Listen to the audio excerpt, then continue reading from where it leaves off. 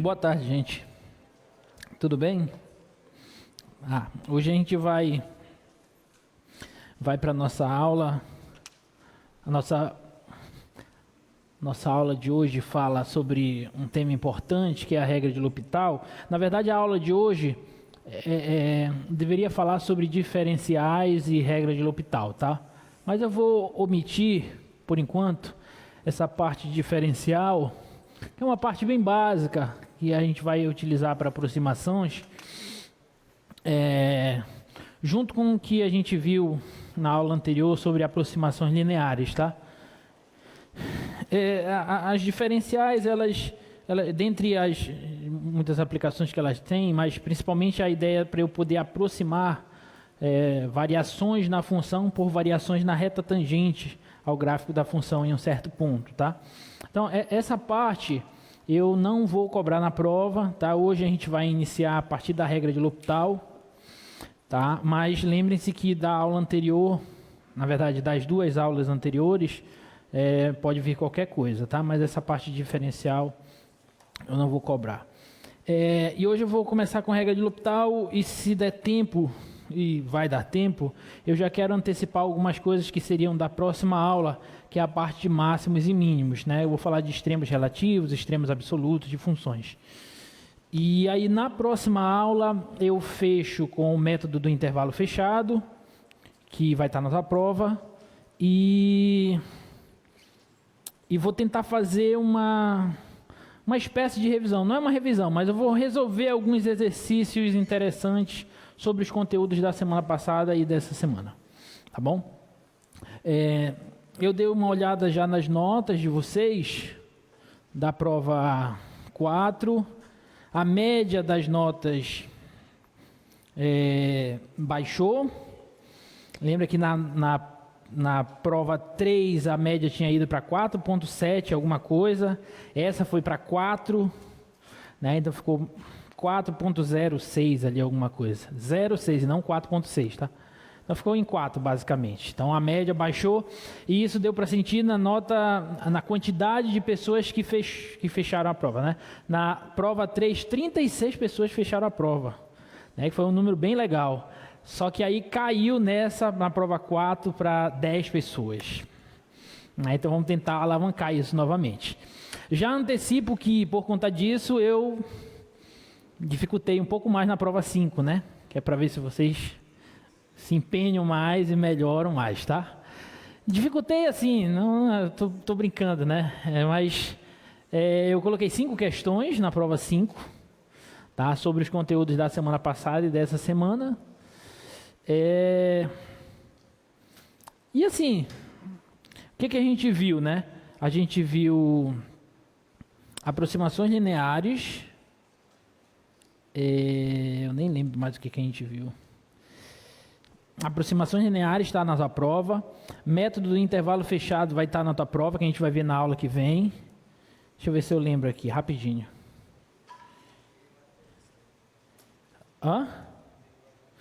Taxas relacionadas. Taxas relacionadas vai estar na tua prova. Derivada implícita e derivada de função inversa, isso, perfeito. Tá? Então tudo isso vem na tua prova. Tem 5 questões, tá bonitinha a prova, e estudem, tá? Não tá difícil assim, mas se você não estudar, você não vai conseguir fazer, né? Tá? Então estudem, tá?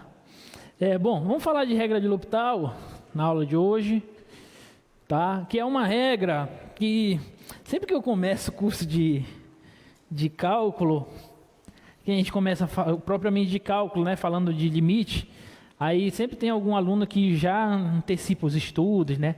Aí, professor, eu posso calcular limite usando L'Hopital e tal? Não, né? Eu não falei de derivada ainda, né? O cara já quer usar L'Hopital. Porque a regra de L'Hopital, ela é uma regra que te permite calcular certos tipos de limites. Então, professor, a gente vai voltar para limite? Sim, tá? A gente vai voltar para o cálculo de limite, porque meio que ficou entreaberto alguns tipos de limites ainda, né? Tem certos tipos de funções que a gente ainda não consegue calcular limite delas, tá? E aí a regra de L'Hopital, ela vem para nos ajudar a calcular limite dessas funções. Tudo bem? Só que para calcular esses limites, na regra de L'Hopital, a gente usa o conceito de derivada. Então, a gente define limite, aí vai para a derivada, e agora a gente volta para limite usando o conceito de derivada. Né? Parece meio contraditório, assim, mas é exatamente isso mesmo, tá? E mais à frente a gente vai começar a falar sobre comportamentos de funções. A gente vai estudar o comportamento das funções através do conceito da derivada. Tá? E aí vai ter uma aula, que é uma das aulas que eu mais gosto aqui do curso, que é a aula que a gente começa a construir gráficos de funções usando os conceitos de derivada. A gente vai usar teste da primeira derivada, teste da segunda derivada, e a gente vai começar a entender melhor o comportamento de funções e vamos conseguir esboçar gráficos de funções que até então a gente não conseguiria com os nossos conhecimentos. Tá? E aí, lá também, às vezes, tem funções que é difícil a gente calcular, por exemplo, as assíntotas. Eu tenho que calcular a assíntota de uma função quando x tende a mais ou a menos infinito, etc. E aí, a regra de L'Hopital vem a calhar, tá? Para calcular essas assíntotas, por exemplo. Tudo bem? Então, esse vai ser o roteiro. Oi? Alguém falou? Tá. Então vamos lá. O teorema, a regra de L'Hopital, que na verdade é um teorema, é esse aí, tá? Olha só, suponha duas funções f e g deriváveis, tal que a derivada da g é diferente de zero, em um intervalo aberto i, que contém um ponto A, e aí lembrem-se sempre que quando a gente calcula limite, a gente não está interessado exatamente no ponto em questão, mas sim próximo do ponto. Né? Então, por isso é que ele é exceto possivelmente A. E vamos supor que o limite das duas funções da f e da g vão para zero, ou que os limites das duas funções vão para infinito. Tá? Então, a ideia é essa. A f e a g, o limite delas quando x tende ao ponto vai para zero, ou vai para infinito, mais ou menos infinito. Tudo bem? Sob essas condições, a gente pode usar essa conclusão aqui. Ó. Se eu quiser calcular o limite do quociente da f pela g, quando x tende a A, sob essas condições, esse limite é igual ao limite do quociente entre a derivada da f e a derivada da g. Essa é a regra de L'Hopital. Tá? Eu quero calcular esse limite aqui. Bom, aí eu só tenho que ver se a função do numerador e a função do denominador, se ambas vão ao mesmo tempo para zero ou para infinito. Se elas duas forem ao mesmo tempo para zero ou para infinito, quando x tende a A, então a regra de L'Hopital me diz que eu posso derivar em cima e derivar embaixo e calcular o limite do quociente das derivadas dessas funções. E esses limites serão iguais. Tá bom? Na prática, vamos ver o que acontece. Quero calcular esse primeiro limite aí. Ó.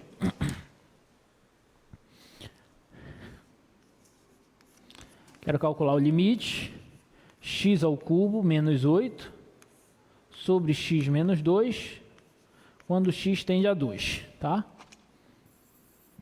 Bom, esse limite aqui eu não precisava usar a regra de L'Hopital para calcular ele, porque a gente já sabe. Tá? Mas é só para a gente exemplificar. A primeira coisa que a gente precisa fazer, você não pode ir logo derivando em cima e derivando embaixo. A primeira coisa que você tem que verificar se esse quociente de funções satisfaz as hipóteses do teorema de L'Hopital, da regra de L'Hopital. Tá bom? Como é que eu vou verificar isso? Eu vou substituir nesse caso. Substituir. Em cima, a função x ao cubo menos 8, quando x tende a 2, ela vai para onde? Ela vai para zero, né? Eu vou colocar aqui assim, ó, nem vou colocar igual, vou colocar aqui assim, ó. Só para indicar que a função de cima vai para zero quando x tende a 2 e a de baixo também vai para zero. Tudo bem? Então, como ambas vão para zero quando x tende a 2, então eu posso usar a regra de L'Hopital aqui. Tá claro? Tá? Aí você precisa citar, né, que você vai usar a regra de L'Hopital. Então, por L'Hopital, o que eu vou fazer? Eu vou calcular o mesmo limite, o limite quando x tende a 2, só que agora eu vou derivar em cima e vou derivar embaixo. Tá? Quanto que é a derivada de x ao cubo menos 8? 3x ao quadrado. E quanto que é a derivada de x menos 2? É 1. Isso aqui é o mesmo que o limite de 3x ao quadrado quando x tende a 2. 3x quadrado por 1 é 3x quadrado.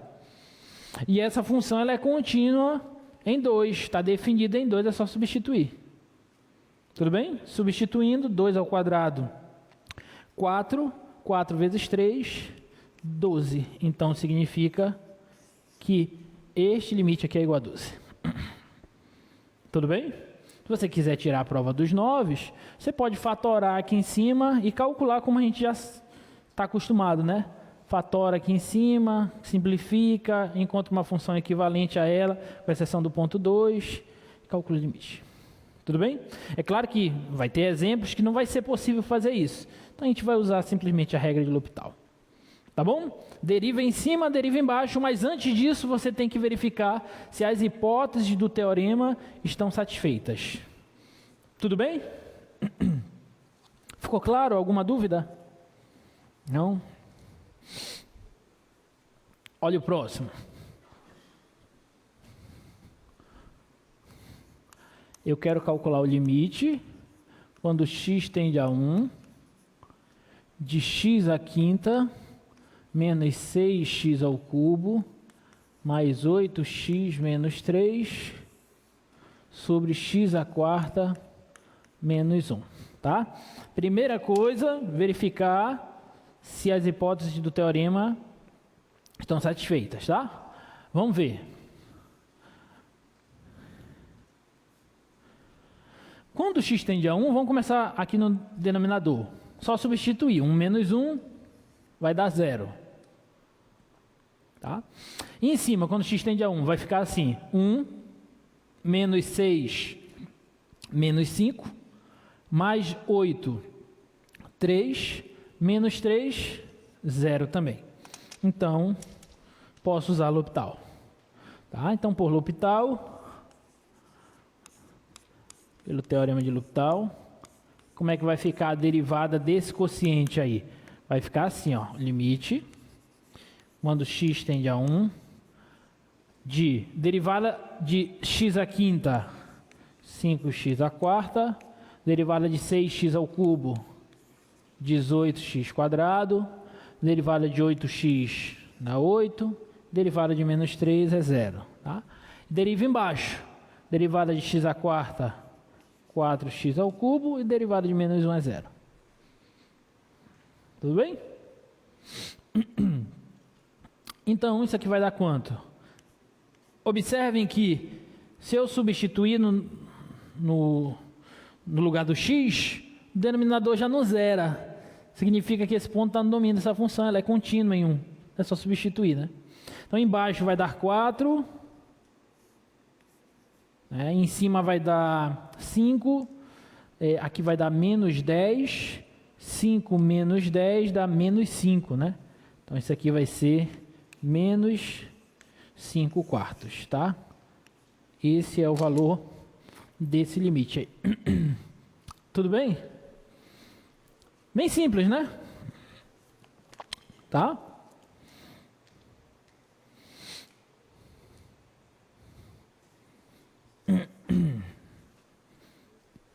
Olha esse outro exemplo.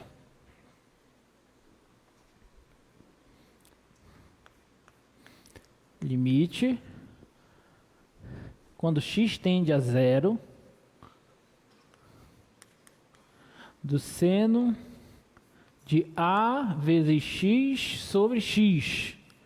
Percebam que esse a aí é constante, tá? Uma constante real. Então, como é que vai ficar?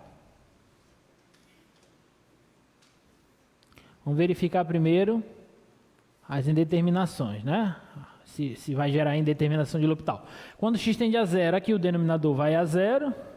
E quando x tende a zero, a vezes zero dá zero, e seno de zero é zero, tá?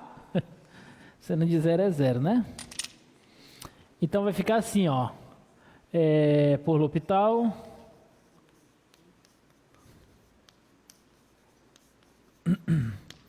Então esse limite vai ser igual ao limite, quando x tende a zero, aí eu derivo em cima, derivo embaixo. Embaixo vai ficar 1. E em cima, derivada do seno de AX é cosseno de AX, só isso? Vezes A, pela regra da cadeia. Né? Porque eu tenho que derivar AX, derivada de AX é A. Tá bom? E aí agora é só substituir. Tá? Quando x tende a zero, aqui vai ficar zero. Cosseno de zero é 1. E 1 vezes A é A. Pronto.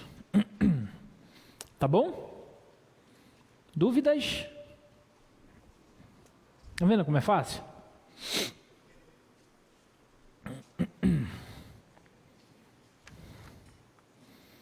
Essa daqui.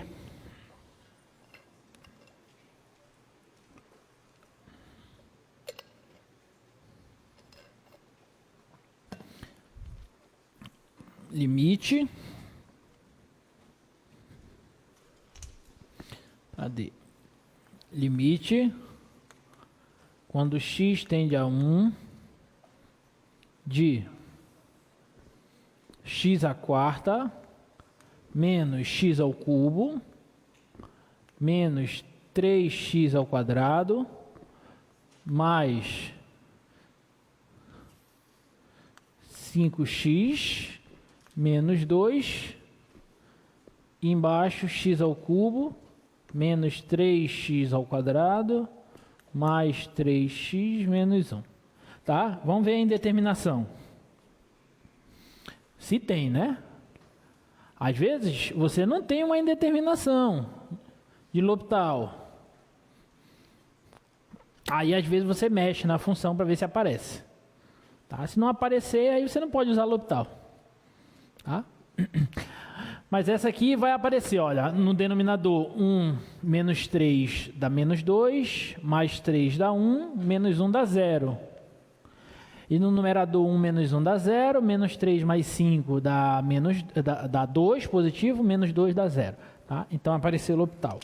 Apareceu a indeterminação. Aí eu posso usar L'Hopital. Tá?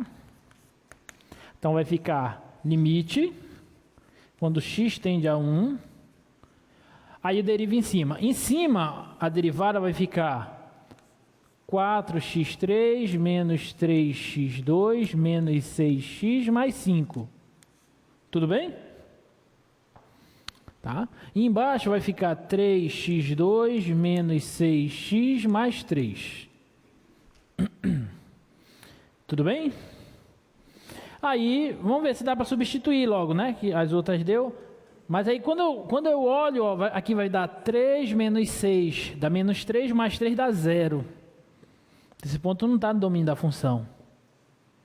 E em cima, vai dar 4 menos 3 dá 1, menos 6 dá menos 5, mais 5 dá 0. Uai, aqui, nessa segunda, quando eu substituir, eu obtive novamente uma indeterminação que satisfaz a hipótese do teorema de L'Hopital. Então, posso usar L'Hopital novamente. E às vezes vai acontecer isso. Você usa L'Hopital uma vez, aí você cai num quociente que também satisfaz as hipóteses de L'Hopital. Aí você usa L'Hopital novamente, tá? Então, usando novamente L'Hopital.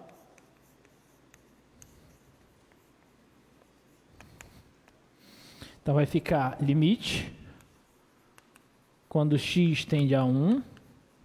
Aí deriva aqui em cima vai dar 12x ao quadrado, menos 6x, menos 6.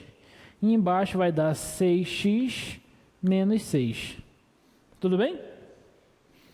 Aí quando eu tento substituir de novo, também vai dar uma indeterminação do tipo 0 sobre 0. Porque aqui vai dar 0 e aqui vai dar 12, menos 12 dá 0.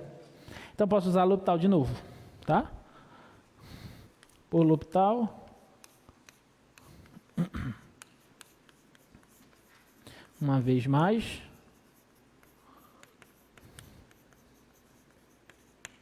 Então, vai ficar limite. Quando x tende a 1, deriva em cima vai dar 24x menos 6 e embaixo vai dar 6. Tudo bem? Aí agora eu posso substituir que não vai ter problema, tá? Então isso aqui vai ficar 24 menos 6 dá 18. Sobre 6, isso aqui vai dar 3. Ah, então esse é o resultado do limite lá daquele quociente inicial. Tudo bem? Ficou claro? Tá?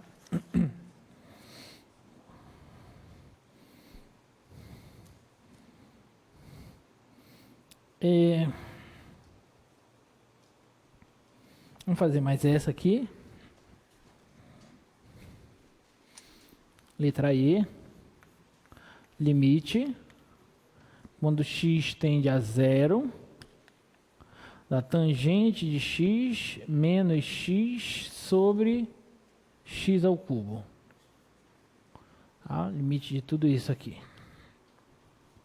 Então vamos ver se as hipóteses de L'Hopital valem aqui, né?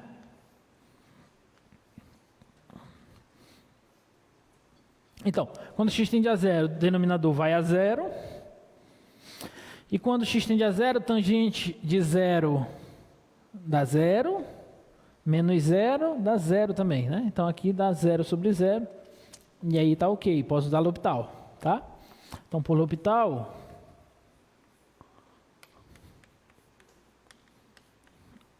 vai ficar limite, quando x tende a 0, aí tem que derivar. No denominador vai ficar 3x ao quadrado. No numerador, derivada da tangente é quanto? Secante ao quadrado. Muito bem, secante ao quadrado de x menos 1. Tudo bem? Bom, aí quando eu substituo, secante de 0 dá quanto? Ô, professor, não lembro do cosseno de 0, imagina da secante. O que é secante? É 1 sobre cosseno. Então, secante de 0 é 1 sobre cosseno de 0. Quanto é o cosseno de 0? É 1. Então, fica 1 sobre 1, que dá 1. Tá? Então, aqui dá 1 menos 1, que dá 0. Tá? Então, isso aqui vai a 0. E aqui vai a 0. Tudo bem? Então, vou usar o L'Hopital de novo.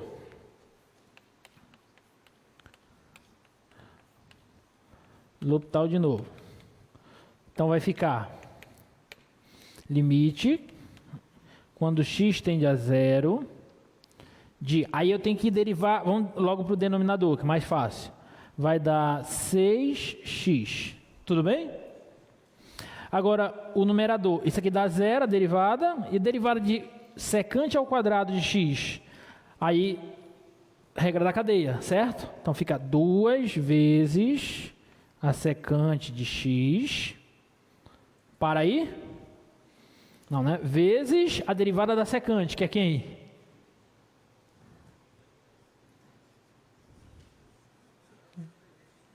Hã? Secante vezes tangente, não consegui identificar quem falou, mas está certo. Secante vezes tangente, muito bem. Então, só organizando isso aqui, vai ficar assim, ó, limite, eu posso simplificar aqui, ó, de secante ao quadrado de x vezes tangente de x sobre 3x ao quadrado. Desculpa, 3x, quando x tende a 0. Tudo bem? Quando x tende a 0, denominador vai a 0. Tangente de 0 é 0. Secante de 0 é 1. Então, aqui vai para 0. Então, de novo, posso usar L'Hopital. Tudo bem? Então, como é que vai ficar? Vai ficar assim, limite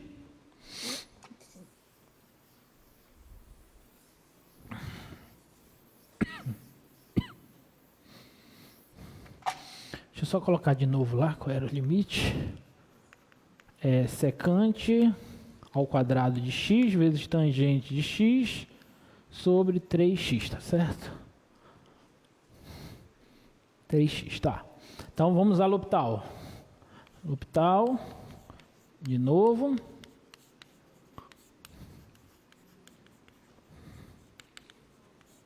Então, como é que vai ficar? Vai ficar limite, quando x tende a zero. Tá? Aí, embaixo vai ficar 3. E em cima, eu tenho que derivar.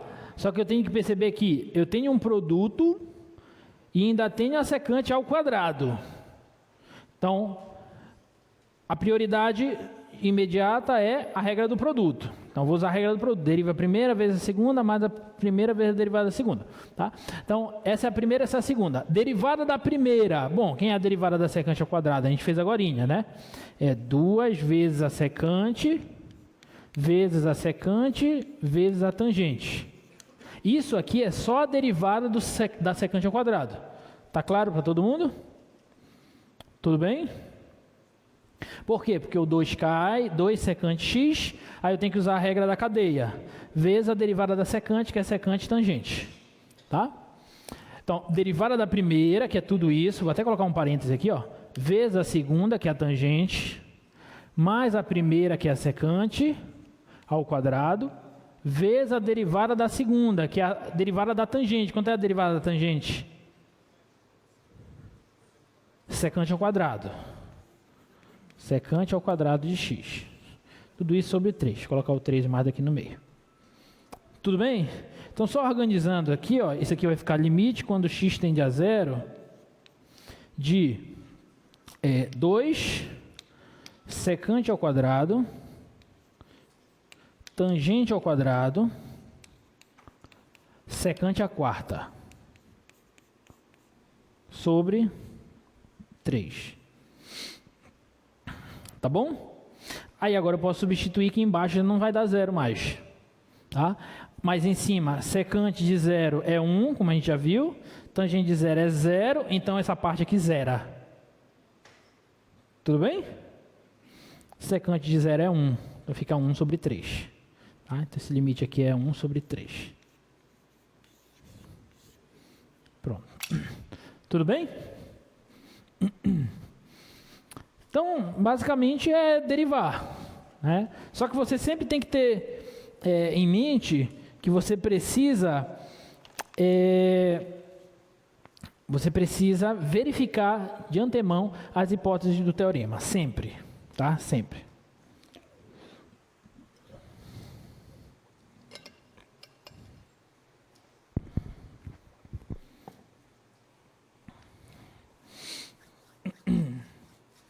Olha, essa primeira aqui, é só um exemplo, esse item A, é só um exemplo para a gente verificar a importância de sempre substituir logo e verificar se tem a indeterminação. Né? Olha lá, substitui o x por π lá no seno, vai ficar quanto no numerador? Seno de π? 0, tá bom? Agora substitui o π no lugar do cosseno. Cosseno de π, menos 1. Então vai ficar 1 menos o menos 1. Ou seja, 1 mais 1, que dá 2. Então vai ficar 0 sobre 2. 0 sobre 2 é indeterminação? Não, 0 sobre 2 é 0. Então o resultado do limite lá é 0. Tudo bem? É só para você ver que é sempre importante e necessário você verificar se as hipóteses serão atendidas. Porque pode ser que você nem precise usar L'Hopital nem outra regra de derivação. Nem outra regrinha para poder calcular o limite. Tá bom? Agora, olha esse item B. Esse item B é 1 sobre x menos 1 sobre o seno de x, tá? Quando x tende a 0.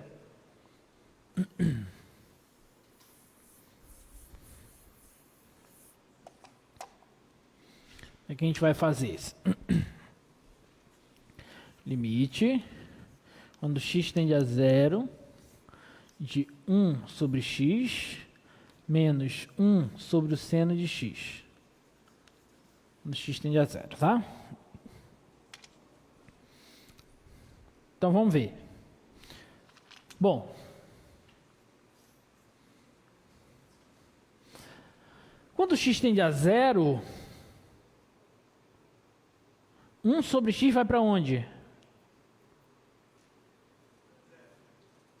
Para zero? Será que vai para zero? 1 sobre x? Quando x tende a zero? Vai para infinito. Isso aqui vai para infinito, esse primeiro. Tudo bem? Quando x tende a zero, 1 sobre o seno de x vai para onde?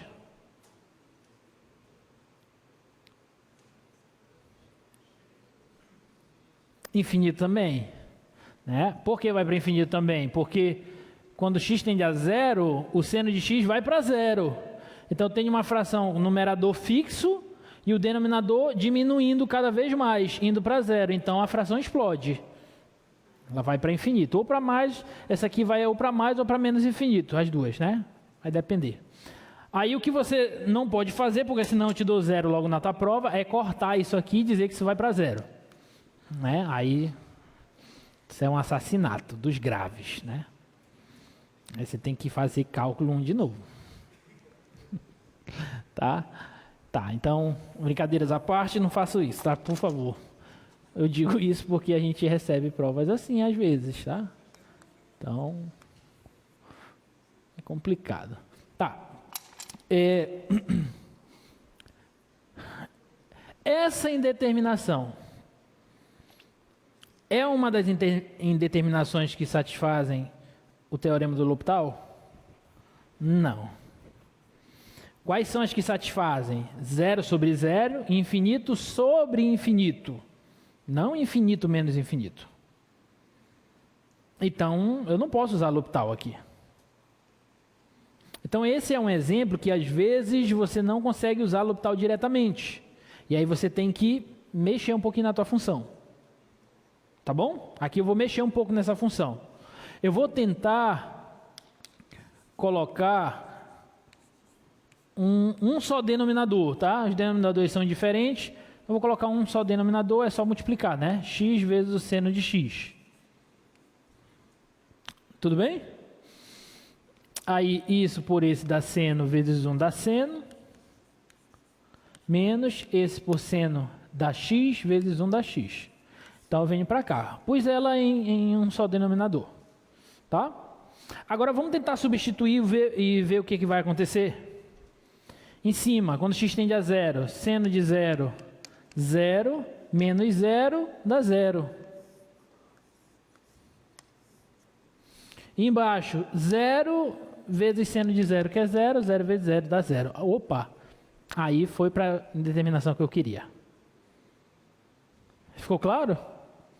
Então, eu mexi na minha função e fiz com que aparecesse o que eu queria, que era uma indeterminação do tipo L'Hopital. Tá? Aí agora eu posso usar a regra, só derivar. Então, por L'Hopital,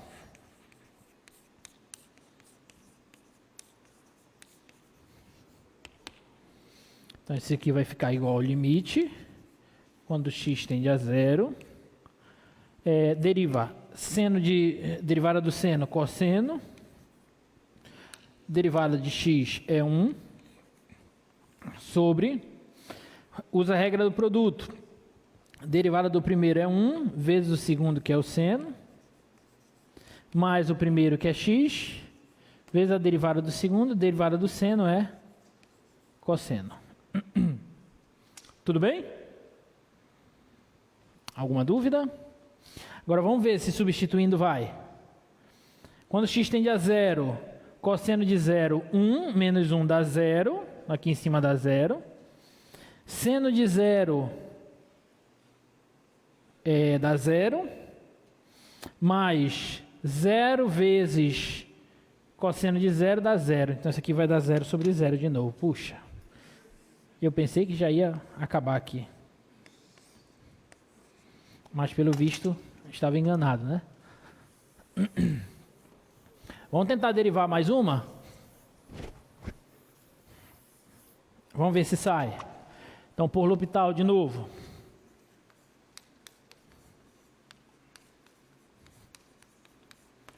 Vai ficar limite, quando x tende a zero, derivada do cosseno, menos seno. Derivada de 1 é zero, derivada do seno, cosseno, mais, usa a regra do produto. Deriva a primeira, dá 1, vezes a segunda, dá cosseno, mais a primeira, que é x, vezes a derivada da segunda, que é menos seno. Eu vou colocar logo esse menos bem aqui. Tudo bem? Então, menos seno. Agora vamos substituir. Bora ver se acaba agora. Quando x tende a zero, aqui em cima vai dar menos o seno de zero, que é zero. Cosseno de zero é 1. Opa, isso é bom. Cosseno de zero é 1 de novo, melhor ainda. Menos 0 vezes 0. Opa, então isso aqui vai dar 0 sobre 2, que dá 0. Então aquele limite vai para 0. Tudo bem? Tá? Então às vezes você mexe na função e aparece a indeterminação que você quer. Tá? E aí tem um monte dessas aí para vocês brincarem. Tá?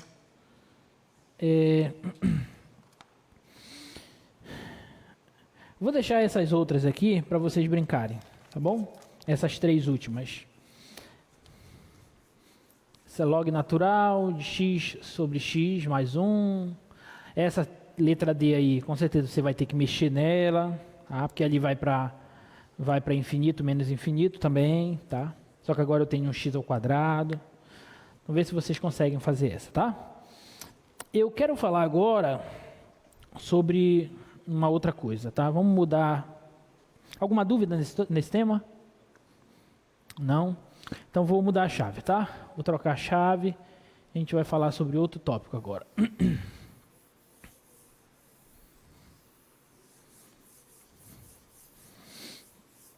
E muita atenção para essa parte agora, mais ainda do que da regra de L'Hopital, porque a partir de agora a gente vai começar a usar o que a gente aprendeu sobre derivadas para a gente estudar coisas sobre funções. Tá? E quando eu digo coisas, são várias coisas mesmo. Por exemplo, como que eu posso verificar o ponto de máximo de uma função em um certo intervalo do domínio dela? Como que eu posso verificar o ponto de mínimo de uma função no domínio dela?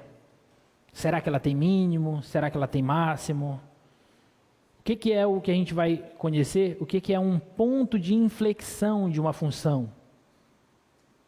Como que eu posso verificar em quais intervalos do domínio da função ela possui concavidade para cima, ela possui concavidade para baixo? Em quais intervalos do domínio dela ela é crescente, ela é decrescente? Coisas desse tipo, são várias coisas que eu estou citando, né? Coisas como essas a gente vai estudar a partir de agora com o auxílio das derivadas, tá bom? E isso é muito legal e é essencial, que é aqui finalmente que a gente queria chegar. Até então, para que eu estou querendo ensinar derivada para vocês? Só para te aprender a derivar esse negócio? Não, é porque tem uma aplicabilidade disso, né? É porque as diversas situações que vocês vão enfrentar no curso de vocês, na carreira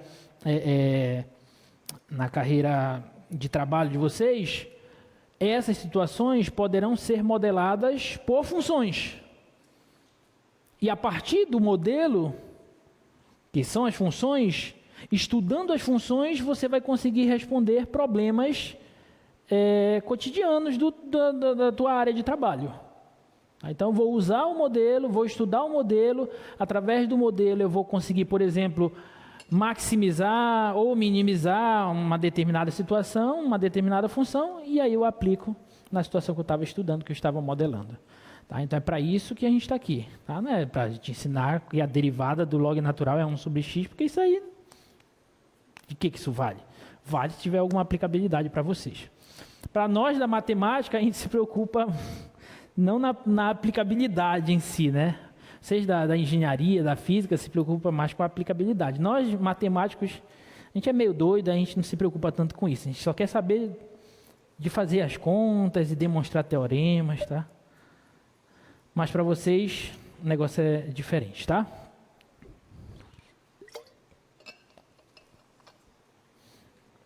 Bom, então a gente vai falar um pouquinho sobre extremos relativos e extremos absolutos.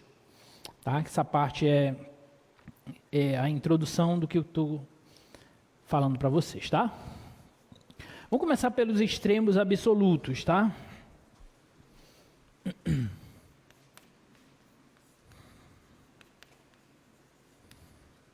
Então observem aí nos slides. Considere uma função, tá? Uma função definida no seu domínio, df é o domínio de f em R, tá? E um ponto C que pertence ao domínio dela. Então eu vou dizer, ó, que f de C, o que é f de C? É o valor da função no ponto C. Então eu vou dizer que o valor da função f no ponto C é o valor máximo absoluto da função no domínio dela, se o f de C for sempre maior ou igual que f de x para qualquer x no domínio dela. E eu vou dizer que f de C vai ser o valor mínimo da função no seu domínio, se f de C for menor ou igual que f de x para todo x no domínio dela. Tá? Então deixa eu definir aqui novamente, escrever aqui para ficar registrado. Eu estou pegando um ponto C do domínio da função f, tá bom? E eu vou dizer duas coisas. F de C é o valor máximo absoluto ou global. Por vezes eu vou usar a palavra global, tá? Também, que é a mesma ideia. Então vai ser o valor máximo absoluto ou global de f em seu domínio, se acontece o seguinte: se ele for o maioral de todos os outros valores da função. É bem intuitiva essa definição. O valor máximo de uma função é o valor mais alto que ela atinge. Todos os outros valores da função ficam abaixo deles, ou no máximo igual a ele. Tá? Então, vai ser máximo se f de C for maior ou igual que f de x para todo, esse A invertido é para todo, x no domínio da função f. E a recíproca não, a outra afirmação é análoga, tá? Valor mínimo, tá? Então eu vou dizer que f de C é o valor mínimo absoluto ou global de f em seu domínio, se acontece contrário aqui, sinal contrário. F de C vai ser o menor dos f de x para todo x no domínio da função f. Então, deixa eu desenhar um gráfico aqui para vocês. Um exemplo de um gráfico de função, tá?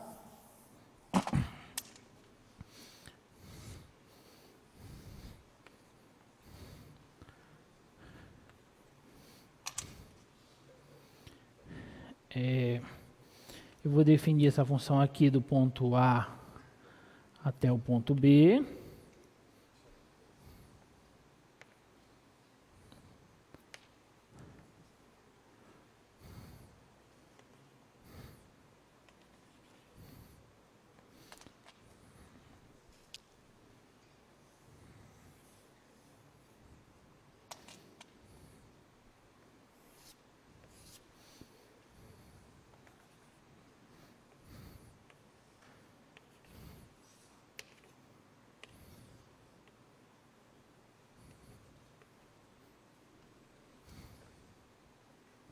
Então, marcar esses pontos aqui, A, B, C, D, E F. Então, olha só. Percebam o seguinte, deixa eu só aumentar aqui. Percebam o seguinte. Nesse ponto C, bem aqui está o F de C. Você concorda que todos os outros valores da função, estou definindo ela de A em B, qualquer ponto entre A e B que eu pegar, a imagem do ponto vai estar abaixo de F de C? Então esse cara aqui é o ponto, vou chamar ele de ponto de máximo absoluto de F. Por quê? Porque é neste ponto que a função f assume o seu maior valor. É nesse ponto C, bem aqui. Ó. Então, eu vou dizer que o valor máximo, observe que eu defini f de C como valor mínimo ou valor máximo. Tá? Então, esse f de C vai ser o valor máximo, o maior valor que a função f vai assumir em seu domínio. Tudo bem? De modo totalmente análogo, me digam em qual desses pontos marcados A, B, C, D, E e F, a função f assume o seu valor mínimo absoluto. Em E. Certo? Bem aqui no E. Ó. Aqui que é o F de E. Então, esse ponto, que é o ponto onde ela assume o seu valor mínimo absoluto, eu vou chamar este ponto de mínimo absoluto de F. Tá claro, gente? Então, é bem intuitiva essa definição inicial, tá?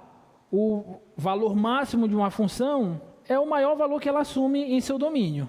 E o valor mínimo de uma função é o menor valor que ela assume em seu domínio. Tudo bem? Eu disse que f de C e f de E, nesse exemplo, eles são os valores máximo e mínimo da função f.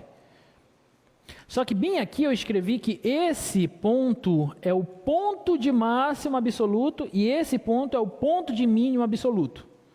Qual é a diferença, professor? É que quando eu falo valor, eu estou falando simplesmente da f de alguma coisa.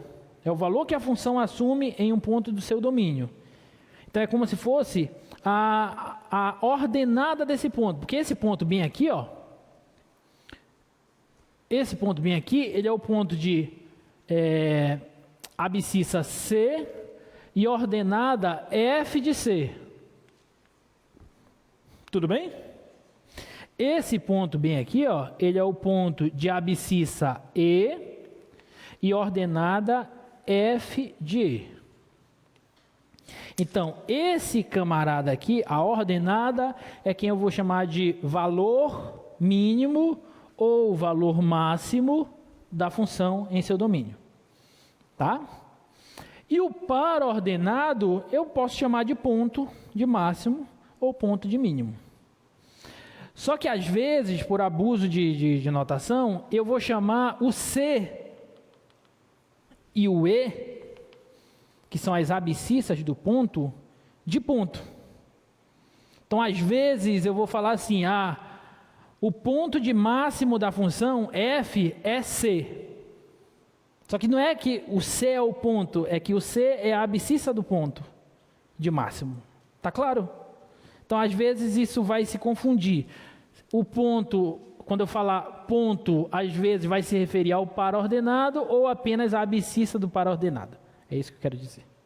Tá bom? Ficou claro? Alguma dúvida? Tá? Então,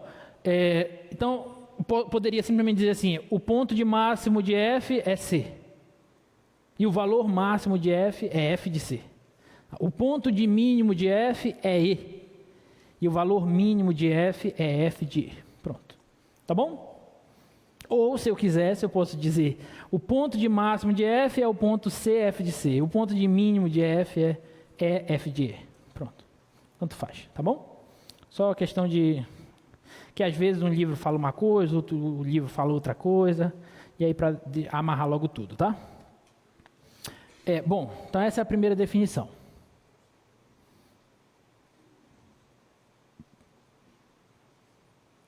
Bom, só que além dos extremos absolutos, nós temos o que a gente chama de extremos relativos ou locais. Tá? Aí olha lá a definição. Seja f uma função e um ponto do domínio de f. Tá? Então eu vou dizer que f de c é o valor mínimo local ou relativo de f, se f de c for maior ou igual que f de x, quando o quê? Olha a diferença entre essa definição e a definição anterior. A única diferença é bem aqui, ó, quando x está próximo de c. E aqui, quando x está próximo de c também, eu vou dizer que f de c vai ser o valor mínimo e f de c vai ser menor ou igual que x. Qual que é a diferença? É que quando eu falo valor máximo ou mínimo, absoluto ou global, eu estou falando e estou olhando para todo o domínio da função. Agora, quando eu falo de valor máximo ou valor mínimo, relativo ou local, aí eu vou falar próximo do ponto. Olha só, por exemplo. Olha para o ponto F. Tudo bem? Ponto F. Na verdade, o ponto de abscissa F, né? Ele está bem aqui. Agora, olha próximo dele. Próximo dele, F de F, né? F de F fica meio... Deixa eu colocar aqui M. Pronto. Está bem aqui. Não, deixa eu refazer o que eu estava falando. Vamos olhar para o ponto M. Vamos olhar agora próximo do ponto M. Bem aqui está F de M. Próximo de M, ele é o maior ou o menor valor da função? Ele é o maior, concorda? Aqui nesse intervalinho, concentre M, olhando só para essa faixazinha aqui, ó. Nessa faixazinha, esquece o restante do gráfico. Olha para o gráfico da função, só esse pedacinho aqui, ó. Olhando só para esse pedacinho, é nesse ponto que a função assume o seu valor máximo. Então, vou dizer que esse camarada aqui, ele é um ponto de máximo local da função. Por quê? Porque perto dele, ele é o maioral. Tudo bem? Perto dele, ele é o maioral. E a mesma coisa se eu tivesse um de mínimo. Se eu fizer... Deixa eu colocar outro gráfico aqui.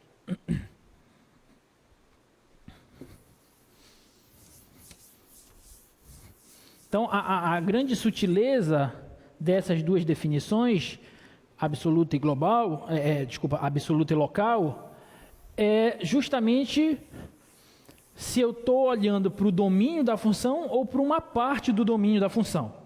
Se eu estiver olhando para todo o domínio da função, aí eu estou falando do máximo global.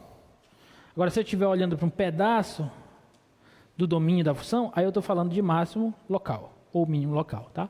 Então, vamos imaginar aqui o gráfico de uma função aqui, ó.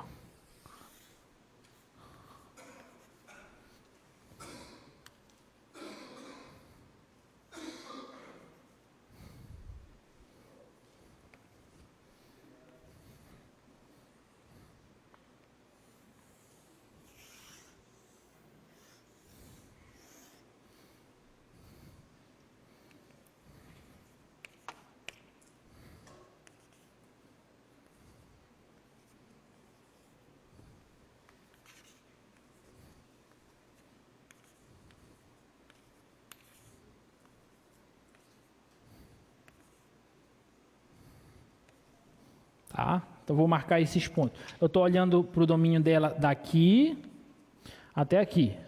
Tá? Esse aqui é o gráfico da função f. Vou marcar os pontos aqui, ó. A, B, C, D, E e F. Tá bom? Pergunta: quem é o ponto de máximo global da função? Esse F aqui é só para indicar a função, tá? Vou até tirar daqui.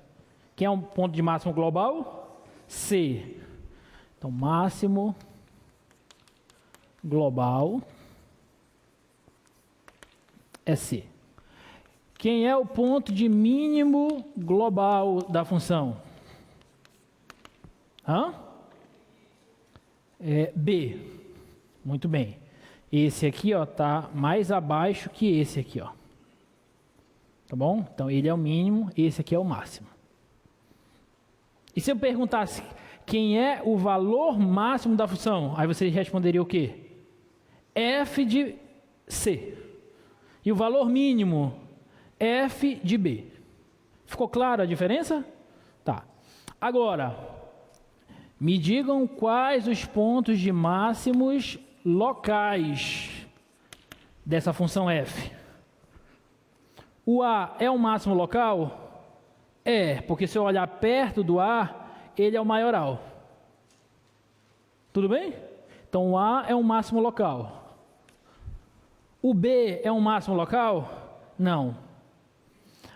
O C é um máximo local? É. Uai, professor, mas ele já não é o global? É, mas todo global é um local. Mas a recíproca não é verdadeira. Nem todo local é um global, mas todo global é um local.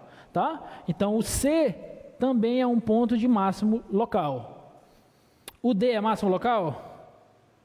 O D não. O E é? O E é. Então é. Tá? O F?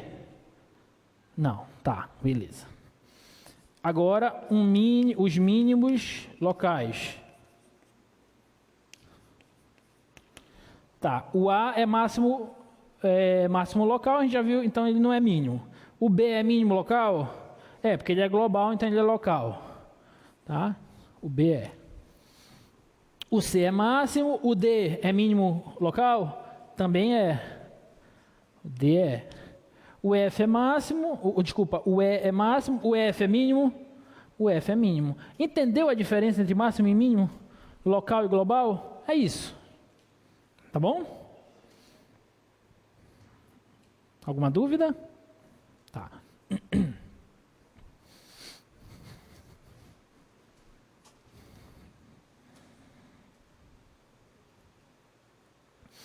Só uma observação. Aquela última observação, olha. Quando eu disse x próximo de C, o que eu quero dizer é que eu tenho um intervalinho, né? Bem aqui eu coloquei um intervalinho, ó. Então significa que eu tenho um delta, tá o quê? Aqui eu tenho m mais delta, e aqui eu tenho m menos delta. Então eu tenho um intervalinho de raio delta centrado em C. No caso aqui, nesse exemplo, em m. Tá? Só essa sutileza para a gente amarrar bem, porque quando a gente fala em matemática as coisas, a gente precisa amarrar matematicamente falando, né? Então, quando eu digo x próximo de C, tá, mas próximo quanto? O que é tá próximo, né? Tá próximo nesse sentido, tá bom? Então, aqui alguns exemplos, olha, aqui, mais alguns exemplos. Esse ponto A aqui, olhando para esse gráfico, esse ponto A, ele é um ponto de quê? Máximo, mínimo, global ou local? Máximo, local. O ponto B, mínimo, global e local também. Tá bom? Beleza. Essa função quadrática, esse ponto de abscissa 2, ele é ponto de mínimo, global e local. Essa função tem algum ponto de máximo? Não, não tem ponto de máximo. Nem global, nem local. Ela cresce, continua aqui crescendo para cá, ó, e para cá, vai lá para cima, vai embora. É uma função quadrática, a gente sabe, uma parábola. E ela vai indefinidamente para cima. Então ela vai assumindo valores cada vez maiores. Tá? Então não tem um ponto de máximo. Existem funções, muitas funções, que não tem máximo nem mínimo global. tá? Tem função que não tem nem máximo, nem mínimo, global, nem local. Pega, por exemplo, a f de x igual a x, a reta. Pega uma reta. Ela não tem máximo, nem mínimo, nem global, nem local. A menos que eu restrinja o domínio dela. Mas se eu pegar o domínio real, não tem. Tá bom? Essa função aqui, ela tem máximo global? Considera que ela está crescendo lá e decrescendo para cá. Tem máximo global? Não. Tem mínimo global? Não. Tem máximo local? Sim ou não? Quem é? Quem é o máximo local, então, dela? 3? Ah, você está falando do valor. Ah, tá. Que seria em x igual a 0. Então, esse ponto aqui é um máximo global ou um mínimo... Desculpa. Esse ponto aqui é um máximo local ou mínimo local dessa função? Não. Esse ponto não é nem máximo nem mínimo. Quer ver? Ó? Esse exemplo é importante, tá?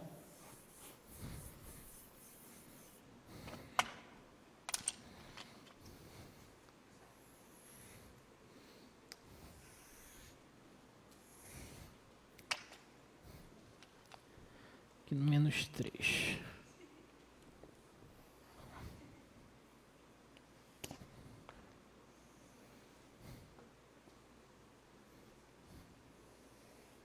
Tá? No menos 3. Olha, esse ponto bem aqui, ó. Para que esse ponto seja um ponto de máximo, vamos pegar o exemplo do máximo, o mínimo é análogo, tá? Para que esse ponto seja um ponto de máximo local, o que tem que acontecer? Ele tem que ser o maioral perto dele. Perto, no caso, do x igual a 0. Tudo bem? Pega um intervalinho aqui, ó, de centro em 0. Intervalinho de centro em 0. Quando eu chegar bem aqui, ó, eu vou ter valores nesse intervalo, pontos desse intervalo, que os valores deles, apesar de que aqui o desenho é... Não sei se vocês conseguem imaginar, dando um zoom aqui. Eu vou ter valores que estão acima dele. E se eu vier para o lado de cá, eu vou ter valores que estarão abaixo dele. Então, ele não é nem máximo, nem mínimo. Ele seria... Aí, preste atenção. Vamos supor que eu pegue essa função f e coloque o domínio dela assim, ó. Se eu colocar o domínio dessa função assim, aí essa parte de cá não me interessa mais. Tudo bem até aí? Pergunta, esse ponto agora é um ponto de máximo ou de mínimo? É de que? Máximo ou mínimo? Mínimo, agora ele seria mínimo. Porque para o lado de cá já não tem os caras que são menores que ele. Então eu só vou olhar dele em diante. Dele em diante, qualquer outro valor que eu pegar nesse intervalinho aqui, a imagem desse número vai estar acima dele. Então ele seria um ponto de mínimo. Ficou claro? E se eu pegasse o domínio de f de menos infinito a 0 fechado, aí vocês já entenderam, né, a brincadeira. Aí aqui já não me interessa. Então o que me interessa é só aqui. Aí eu vou olhar para cá agora. Pegar qualquer valor, qualquer ponto aqui nesse intervalinho, a imagem desse ponto vai estar abaixo. Então, portanto, ele passa a ser um ponto de máximo. Tudo bem? Beleza. Então, olhando para o domínio todo, do jeito que está no slide, esse ponto não é nem ponto de máximo, nem de mínimo local. Na verdade, esse ponto vai ser o que a gente vai chamar de ponto de inflexão. O que é um ponto de inflexão? É um ponto onde há mudança de concavidade na função. Observe que se você olhar do 0 para a direita, 0 para os valores positivos, a concavidade dessa curva, eu ainda não defini o que é concavidade, mas eu estou considerando que vocês tenham uma noção intuitiva a respeito de concavidade, levando em consideração a função quadrática. Tá? Então, a concavidade dessa curva, ela é voltada para cima. Do zero para a esquerda, do zero para valores negativos, a concavidade é voltada para baixo. Então, observe que ela passou de voltada para baixo para voltada para cima. Pontos em que acontece isso são chamados de pontos de inflexão. Pontos em que há mudança de concavidade no gráfico da função. Tudo bem? Tá? E aí a gente vai ver algumas propriedades importantes desses pontos ainda, tá? Relativos a derivadas.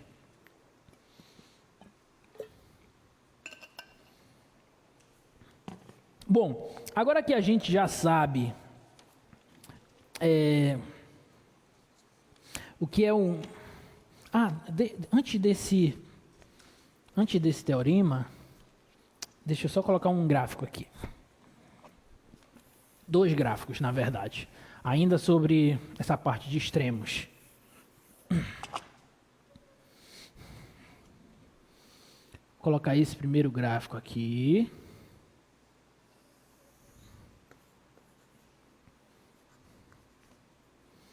E esse segundo gráfico aqui.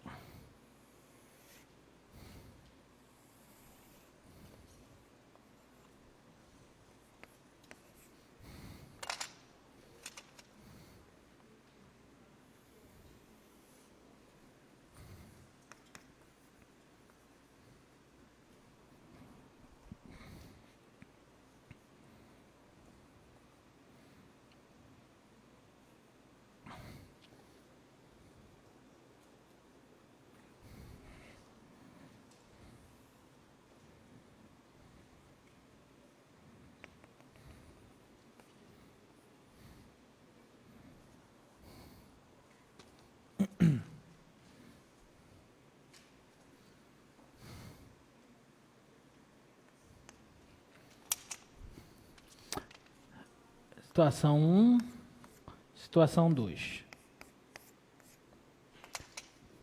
Gráfico 1. Essa função tem máximo global? Sim ou não? Não. Tem mínimo global? Tem. Quanto que é? Quem é o mínimo global dela? Ela não tem mínimo global. Professor, mas ela está se aproximando de zero. Está se aproximando, mas ela nunca chega no zero. Nunca encosta no eixo das abscissas. O eixo das abscissas é uma reta assíntota ao gráfico da exponencial. Significa o quê? Significa que ela vai se aproximando, se aproximando, se aproximando, se aproximando, se aproximando, mas nunca chega lá. É uma coisa meio contra-intuitiva, né? Como é que uma coisa pode se aproximar e nunca chegar lá? Mas é exatamente o que acontece. Significa que ela vai diminuindo, ela vai assumindo valores cada vez menores. Como ela vai se aproximando da reta, então ela vai assumindo valores cada vez mais próximos de zero. Só que ela nunca assume o zero. Então significa que ela não tem valor mínimo. E também nem global, nem local. Não tem nem máximo, nem mínimo, nem local e nem global. Nem local e nem global. Tá bom? Ficou claro? E esse segundo? Tem valor máximo? Não. Sim, eu vi gente que disse que não e gente que disse que sim. Quem disse que sim, por quem é? Quem é o ponto de máximo global? Não é o A, nem o B. O A não é mínimo global e o B não é máximo global.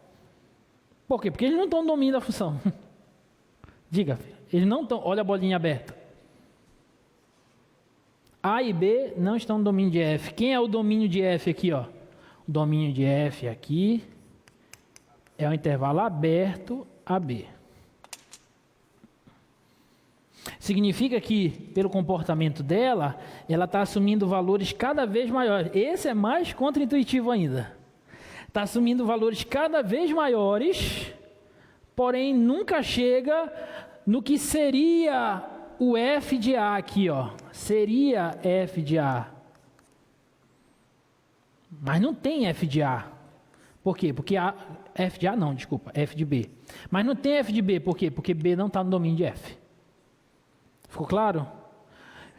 E, consequentemente, o A também não é ponto de mínimo global e nem local da função. Ela diminui os valores cada vez mais, são valores cada vez menores, mas nunca chega no que seria f de A.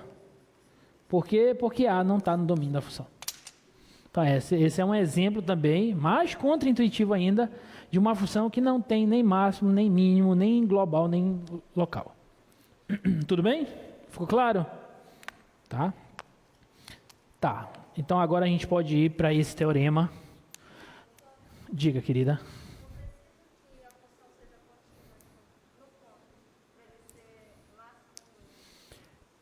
É o que vai falar esse teorema. Boa, excelente pergunta. E a resposta da sua pergunta é o teorema de Weierstrass, ou o teorema do valor extremo. Tá? Olha só o que ele diz. Considere uma função contínua, mas em um intervalo fechado. Considere que você tem uma função contínua em um intervalo fechado, AB. Então, esse teorema, ele nos garante com toda certeza absoluta que essa função vai ter que assumir um valor máximo e um valor mínimo global, absoluto, nesse intervalo AB. Então, sempre que você tiver uma função contínua em um intervalo fechado, você pode ter certeza que essa função vai ter que assumir nesse intervalo um valor máximo e um valor mínimo absolutos. Tá? Aí olha só, vou te dar um exemplo.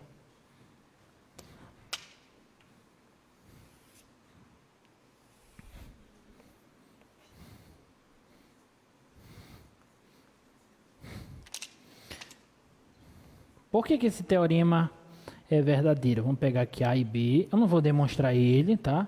Posso demonstrar até na aula de hoje, na aula que vem, mas hoje eu quero mais que vocês entendam esses conceitos, tá? Vamos supor que aqui é f de A. Estou colocando a bolinha fechada porque A está no domínio da função. A função, ela está definida de A em B, do intervalo AB em R, tá? Aqui f de A, aqui f de B, tá? E aí, a brincadeira aqui é a seguinte, pessoal. Eu preciso sair daqui, chegar aqui, desenhando um gráfico de uma função contínua, sem tirar o giz do quadro. Tudo bem? Aí você pode imaginar como você quiser, só tem que ser contínua.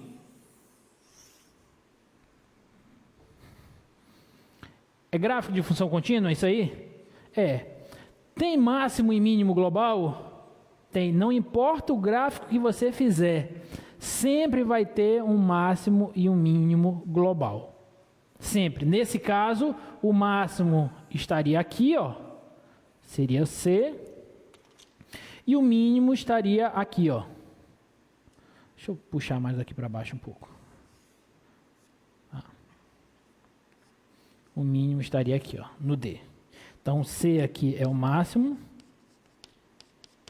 O D aqui é o mínimo. Ficou claro? Então, não importa como eu tente fazer o gráfico da função, eu só preciso dessas duas condições. Ela precisa estar definida no intervalo fechado AB. O domínio dela tem que ser um intervalo fechado. E ela precisa ser contínua. Não importa como eu faça. Ah, professor, eu quero desenhar só uma reta. Beleza, desenha a reta.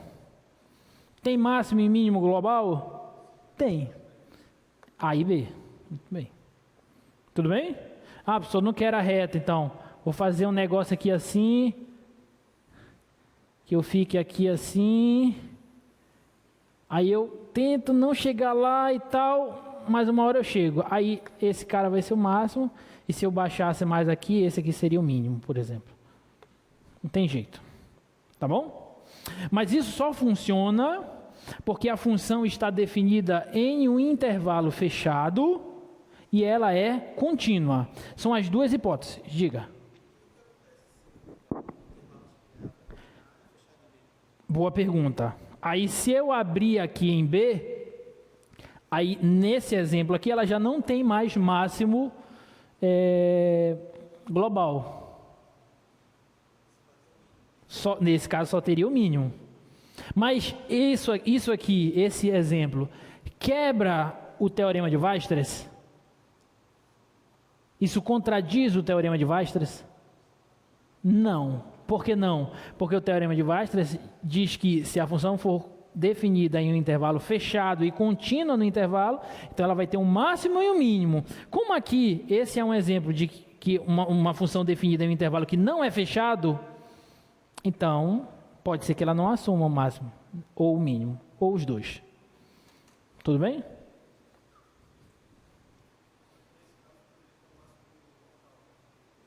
O local pode ter. Sempre vai ter? Não, mas pode ter. Tá? Agora, o que a gente está falando propriamente é sobre o máximo e mínimos globais, tá? São eles que o teorema de Weierstrass se ataca. Olha esse exemplo aqui, ó.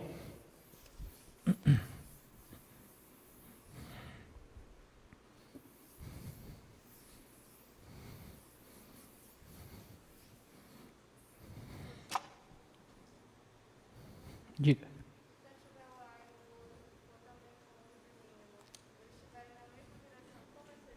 Na mesma direção. Por exemplo, um gráfico assim.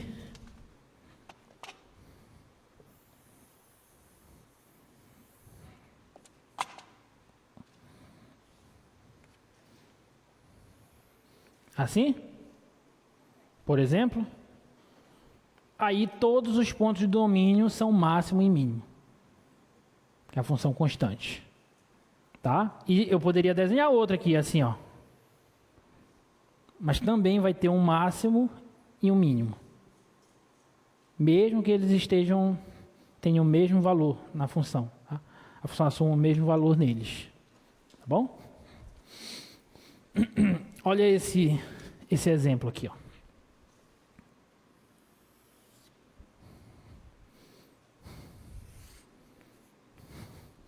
Presta bem atenção. O teorema de Weierstrass, vou repetir. Ele diz que se a função for contínua e o domínio dela for intervalo fechado, ela com certeza vai ter um máximo e um mínimo global. Tá?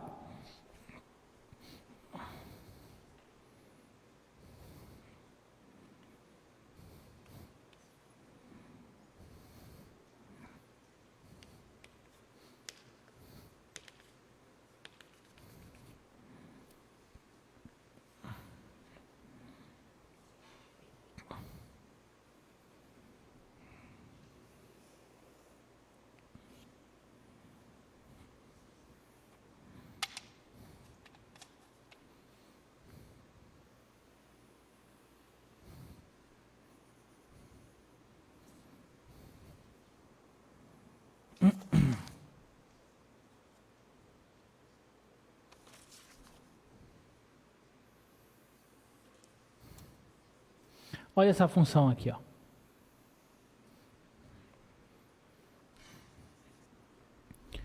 Qual é o domínio dessa função f?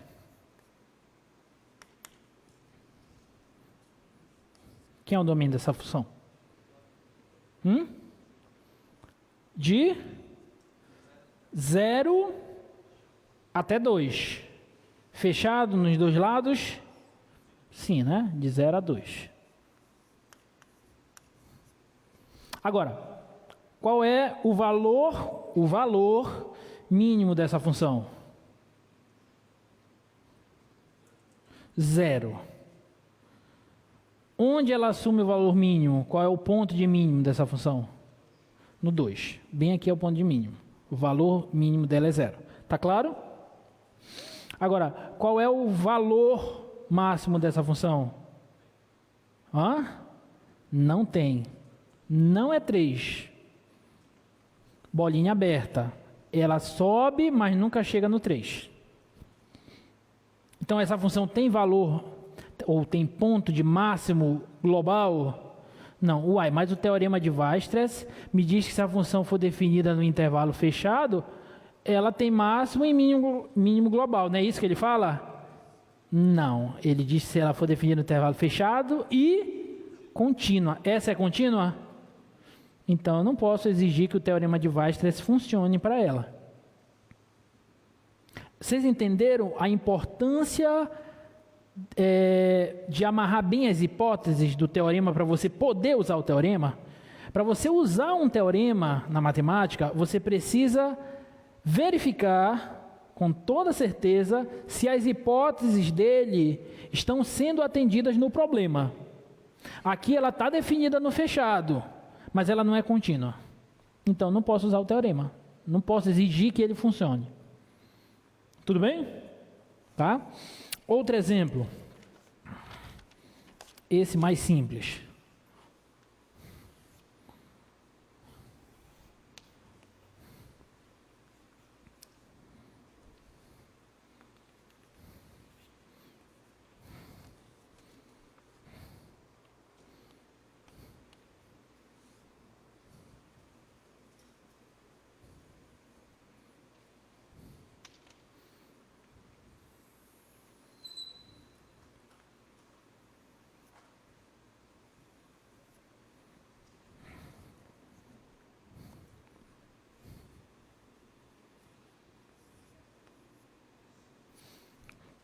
Pergunta.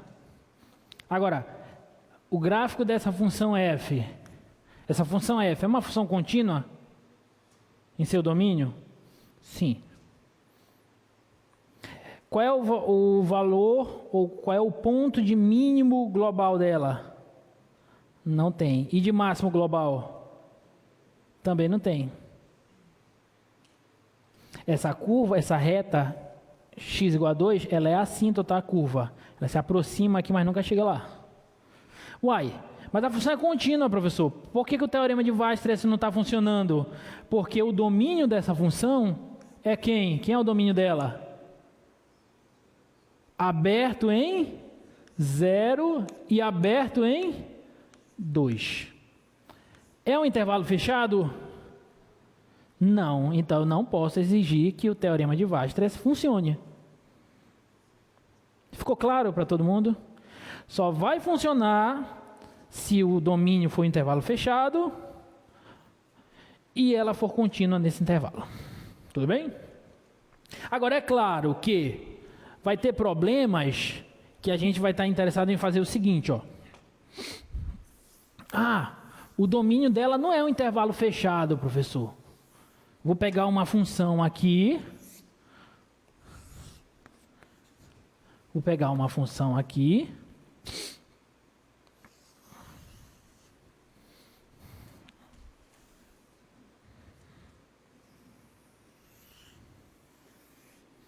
Vem embora para cá.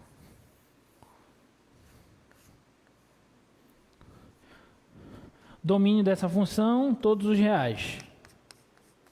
É um intervalo fechado? Não. Mas eu quero saber qual o valor máximo global ou o valor mínimo global dessa função nesse intervalinho daqui de 0 até aqui, até um certo A. Aí eu quero saber qual é o valor máximo global dela. Apesar do domínio dela não ser todos os reais, mas eu restringi, eu estou olhando só para uma parte do domínio dela, que é um intervalo fechado. Eu estou olhando só agora para esse intervalinho, de 0 até A. Fechado. Olhando para esse intervalinho, o gráfico da função é só essa parte. Tudo bem? É contínua? Estou olhando para o intervalo fechado? Então aqui o teorema de Weierstrass tem que funcionar. Ela tem ponto de mínimo? Tem. Quem é o ponto de mínimo? Na verdade está... Deixa eu colocar o gráfico mais aqui assim. Só para ela ter um mínimo bem aqui assim. Então o mínimo vai ser esse cara bem aqui, ó. E o máximo? O máximo seria, nesse caso, o A. Ficou claro? O teorema de Weierstrass? Beleza. Então é isso que queria que vocês percebessem, tá?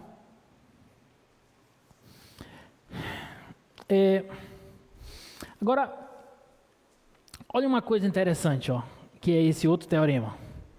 Agora é o teorema de Fermat, tá? Olha o que ele diz. Se você sabe que a função f tem um valor máximo ou mínimo local em um ponto C, e você sabe que a derivada desse ponto existe, e eu sei que ela tem um máximo ou mínimo local em um certo ponto, e eu sei que a derivada da função nesse ponto existe. Então, o que o teorema me afirma? Me afirma que a derivada da função desse ponto é zero. E se você olhar para os exemplos que nós fizemos, bem aqui, ó.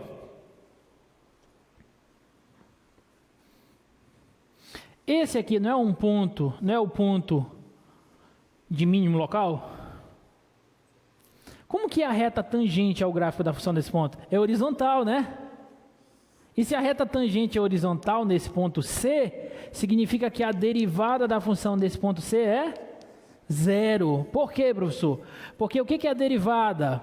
É coeficiente angular da reta tangente. Então, se a reta tangente é horizontal, o coeficiente angular dela é zero e, portanto, a derivada é zero. Isso é muito legal, tá? Mínimo e máximo. Pega esse ponto aqui, olhando para o domínio todo. Esse ponto aqui, não é um ponto de máximo? Olha a reta tangente aqui, horizontal. Então, a derivada desse ponto D aqui, derivada da função f no ponto D aqui, vai ser zero. Eu só preciso saber... esse teorema de Fermat, ele vai ser importante para a gente, só que ele tem as suas restrições. Quais são? Eu preciso saber que a função tem um máximo ou um mínimo, e preciso saber que a derivada da função nesse ponto de máximo ou mínimo existe. Se eu souber isso, essas duas coisas, então eu posso concluir que a derivada lá é zero. Tudo bem? Ficou claro? Tá?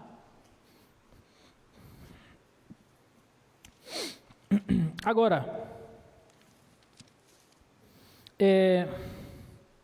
a gente tem que ter cuidado com esse teorema de Fermat pelo seguinte, olha só.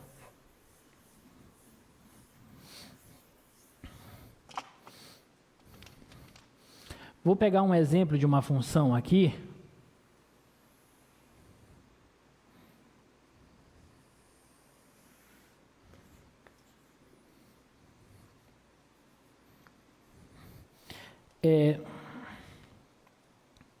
Perceba o seguinte, o teorema de Fermat ele diz o seguinte: se você sabe que a função tem máximo ou mínimo, você sabe que a derivada existe, então você conclui que a derivada no ponto é zero.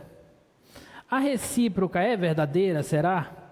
Tipo assim, se eu sei que a derivada da função em um certo ponto é zero, então eu posso concluir que esse ponto é um ponto de máximo ou de mínimo? Vocês entenderam a minha pergunta? Vou repetir. O teorema de Fermat diz o seguinte.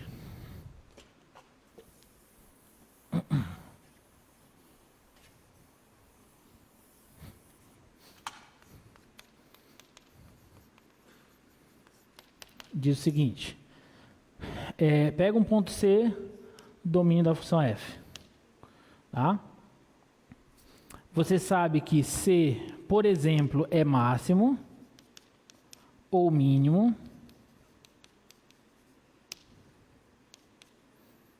e você sabe que a derivada da função no ponto C existe, tá bom? Então, dessas duas condições, o que você conclui? Que a derivada da função no ponto C é zero, tá bom? O que eu perguntei para vocês? Eu estou perguntando se a recíproca, ou seja, se a volta é verdadeira. Por exemplo, se eu sei que a derivada da função em um certo ponto é zero, eu posso concluir que esse ponto é de máximo ou de mínimo? Diga, querida.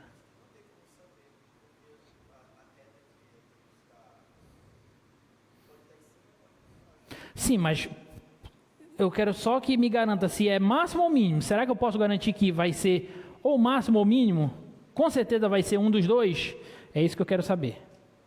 Entendeu? Não quero que afirme se vai ser máximo ou se vai ser mínimo. Eu quero saber se vai ser um dos dois, máximo ou mínimo. O que vocês acham?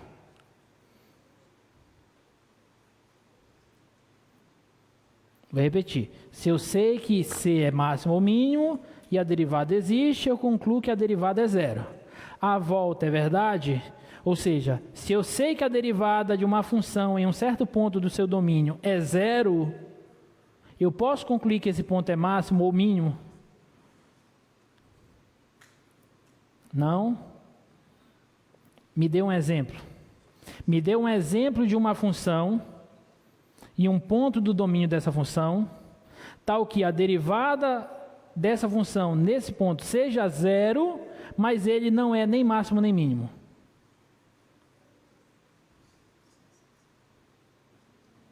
Entendeu o que eu pedi? Se você afirmar que sim, você tem que provar a recíproca. Se você afirmar que não, você tem que me dar um contra-exemplo. Ou seja, você tem que me dar uma função f, tal que a derivada dela em um certo ponto C é zero, mas C não é máximo nem mínimo. Você consegue me dar um exemplo de uma função nessas condições?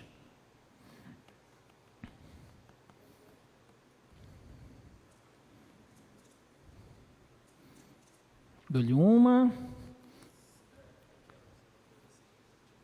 Boa, boa, excelente. Olha só, nosso amigo, como é seu nome? Aldo? Paulo? Mauro? Tá. É o fone aqui que não deixa eu ver, eles ficam falando todo tempo lá dentro, tô brincando, tá? É, brincadeira, não dá para ouvir nada. Era assim, né, o gráfico da função? Algo assim, né? Aqui está a função f. Aqui está o ponto x igual a zero, que pertence ao domínio da função. Tá? E a reta tangente aqui é horizontal. Significa que a derivada da função f no ponto zero é zero, porque a reta tangente é horizontal. Mas nós já havíamos concluído que esse ponto zero não é nem máximo nem mínimo. Então, essa recíproca, a recíproca aqui, ela não vale. Tudo bem? Isso é muito importante, tá, gente? Vocês vão ver a importância de entender isso, tá? Na próxima aula. Quando você tem uma... Vou te dar um exemplo algébrico agora, porque aí eu só te dei o gráfico, né? Aí eu só te dei o gráfico. Pega essa função aqui, ó. Pega a função f de x igual a x ao cubo. Tá bom? Deriva ela. Quem é a derivada de x ao cubo? 3x2. Agora procura os pontos onde a derivada se anula. Onde é que a derivada se anula? Se anula no x ao quadrado igual a zero e, portanto, x igual a zero. Sim ou não? Significa que se eu derivar a função, colocar o zero aqui, vai dar zero. Posso concluir que esse ponto é máximo ou mínimo? Não. Na verdade, esse ponto, pode ser que ele seja máximo ou mínimo, professor? Pode. Olha a sutileza. Esse ponto poderia ser máximo ou mínimo? Poderia, mas é garantido? Não. Esse aqui não vai ser nem máximo nem mínimo. Olha como é o gráfico da função x ao cubo, né? Vocês lembram? A função x ao cubo, ela é assim, ó.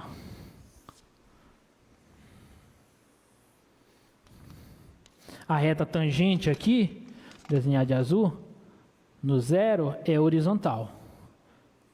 Significa que a derivada da f em zero é zero, só que ele não é nem máximo nem mínimo. Ficou claro? Tudo bem? Oi? Não dá para generalizar isso. Não dá para generalizar porque eu posso pegar, por exemplo, a x ao cubo mais x, será que ela é ímpar? Vamos ver, f de x igual a x ao cubo mais x. Vamos calcular f de menos x, é menos x ao cubo menos x, que é menos x ao cubo mais x, que é menos f de x. Então ela é ímpar também. Mas olha o gráfico dela, não sei, talvez não seja a mesma conclusão, tá bom? Pode ser que tenha um ponto de máximo ou de mínimo lá, tá bom? Deixa eu ver que também tem mais para falar aqui.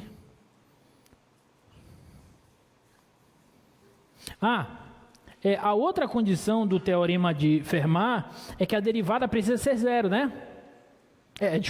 Eu preciso saber que a derivada existe. Então, eu sei que tem máximo ou mínimo e a derivada existe, então eu concluo que a derivada é zero. Mas olha esse exemplo aqui, ó, que era o que eu ia fazer aqui. Pega a função módulo de x, ó.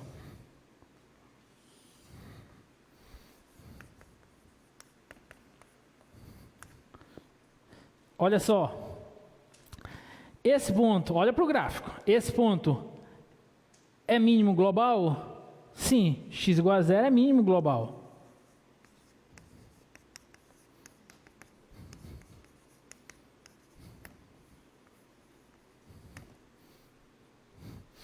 Quanto é a derivada da função nesse ponto? Não existe. Diga, filho. Tá. Não existe. Tá? A derivada da f aqui, ó. Derivada da f no zero, ela não existe. Ela existe em todos os outros pontos, mas em zero ela não existe. Isso quebra o teorema de Fermat? Não. Ele diz que se eu sei que o ponto é máximo ou mínimo, beleza, esse é máximo ou mínimo. Mas ele restringe aqui, ó. Precisa saber que a derivada existe. Nesse caso não existe. Tudo bem? Então não há contradição alguma aí também. Beleza? Tá?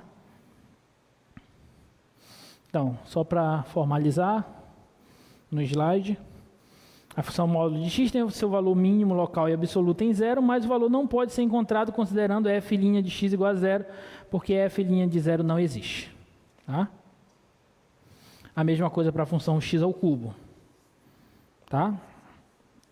X ao cubo, ela tem derivada em zero igual a zero, mas zero não é nem máximo nem mínimo da função. Então você poderia se perguntar assim, professor, então para que o teorema de Fermat vai me servir? Ele vai lhe servir para o seguinte: se você quiser verificar candidatos a máximo ou mínimo de funções, você pode começar procurando os pontos onde a derivada se anula. Porque pode ser que nesses pontos você tenha um máximo ou mínimo. É garantia que eles vão ser máximo ou mínimo? Não, mas pode ser. Então é uma boa ideia começar a procurar por esses pontos. E esses pontos, aí para fechar a aula de hoje, nesses pontos onde a derivada se anula ou não existe, nesse caso aqui, ó, ela não existiu. Nesse outro caso aqui, ela se anulou. Pontos em que a derivada se anula. Aqui também, ó, se anulou. Se anulou, se anulou, não existe. Pontos onde a derivada se anula ou não existe são os chamados, bota lá no slide para a gente fechar, por favor, são os chamados ponto ou número crítico da função. Então, se você pegar algum exercício, e com certeza vão pegar, exercícios onde ache os pontos críticos de uma função, da função tal. O que é que você vai fazer para achar os pontos críticos? Você vai verificar os valores de x em que a derivada se anula ou não existe. Nesses pontos, nós vamos ter os pontos críticos da função. Ficou claro? Próxima aula a gente vai exercitar isso, tá? Forte abraço e até a próxima.